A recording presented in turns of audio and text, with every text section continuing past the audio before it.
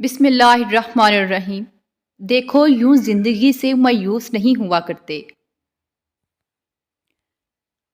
ممکن ہے اس رمضان اللہ تمہارے آنے والے دنوں میں خوشیاں ہی خوشیاں عطا کریں گے۔ میرا رب کہتا ہے نا امید نہ ہونا، معجزے ہمیشہ مشکلوں میں ہی ہوتے ہیں۔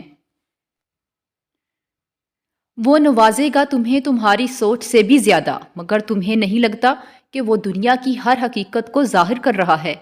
تمہیں دکھ تو ہو رہا ہے، مگر وہ تمہیں اس دکھ سے اپنے قریب کر رہا ہے، بہت سے دھوکوں سے بہت دور کر رہا ہے۔ تم لوگوں کا غم نہ کرو۔ تم نے قصہ یوسف نہیں سنا؟ اپنے دل کو رب سے جوڑو، بے شک وہ تمہاری ہر منزل حسین بنائے گا۔ قبولیت کے لیے نشانی ڈھونڈ رہے ہو؟ اس سے واضح نشانی اور کیا ہوگی کہ اللہ اب تک تمہارا دل دعاؤں میں لگائے ہوئے ہے۔ لا حاصل خواہشیں، ادھورے قصے، نامکمل خواب، کچھ بھی ناممکن نہیں رہتا جب بات تہجد کی دعاؤں پہ آتی ہے۔ وہ واقف ہے تمہارے ہر ایک آنسو سے، ہر ایک تڑپ سے۔ وہ بدل دے گا تقدیریں، تم بس تھوڑا سا اور صبر تو کرو۔ اللہ کو تمہارا مانگنا اور صبر کرنا اتنا پسند ہے، وہ مناسب وقت پر تمہاری ہر دعا پر کن کہہ دے گا۔ تم بس اللہ پر یقین رکھو۔ کیسے ملے گا یہ سوچنا تمہارا کام نہیں۔ یہ جتنا صبر تم کر چکے ہو، اس پر اجر ملنا لازم ہے۔ یقین رکھتے ہوئے کچھ اور دن صبر سے گزار دو۔ قبولیت کی گھڑی اب دور نہیں، انشاءاللہ تمہاری ساری دعاؤں پہ کن کہہ دیا جائے گا۔ اگر تمہاری دعا قبول ہونے میں دیری ہو رہی ہے تو مان لو، جو تم چاہتے ہو وہی تمہیں ہے کچھ وقت میں ملنے والا۔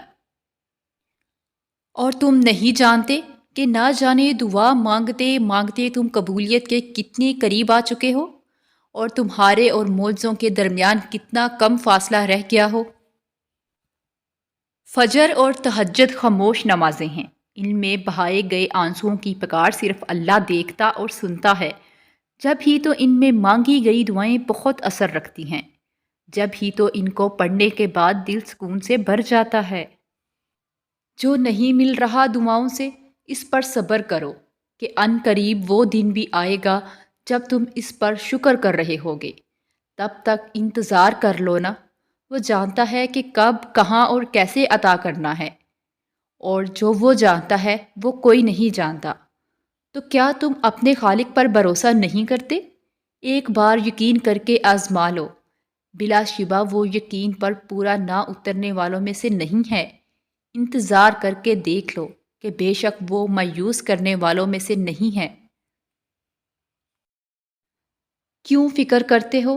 جو رب تمہارے دل اور لبوں پر دعا کا خیال لا سکتا ہے، وہ تمہارے نصیب میں بھی تمہاری چاہت کو لکھنے پر قادر ہے۔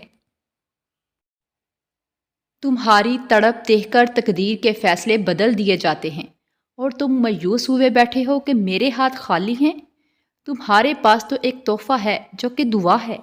جب ناممکن حالات کے باوجود تم دعا کرنا نہیں چھوڑتے، جب تم اللہ پر کامل یقین رکھتے ہوئے دعائیں کرتے رہتے ہو، تو اللہ تمہارے لیے وسیلہ بنا دیتا ہے۔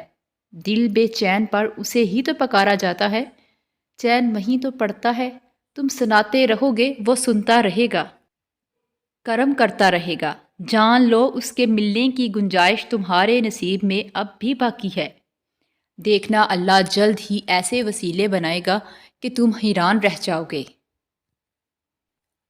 جن راستوں سے اللہ تمہیں گزار رہا ہے، ممکن ہے کہ انہی کا آخری کنارہ معجزوں سے مل جائے۔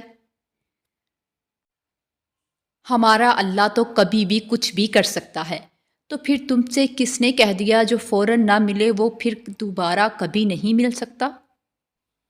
اور جب ساری دنیا کہے تمہاری دعائیں بے فائدہ ہیں، ان کا قبول ہونا ناممکن ہے، تو میرے رب کی یہ بات دل کو پرسکون کر دیتی ہے کہ بے شک اللہ ہر چیز پر قادر ہے۔ تمہارا مانگنا اس رب کو پسند بھی تو آ سکتا ہے نا۔ اگر اس نے دے دیا تو تم کب پھر اس سے اسی لگن سے پکارو گے رب کو؟ اسی لیے وہ چاہ رہا ہے میرا بندہ مجھے پکارتا رہے۔